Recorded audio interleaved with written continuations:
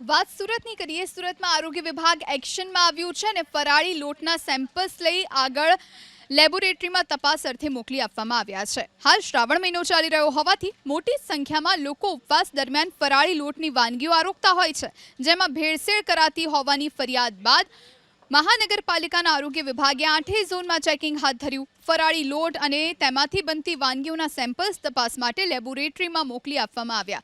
Report આવ્યા બાદ વધુ કાર્યવાહી હાથ ધરવામાં આવશે.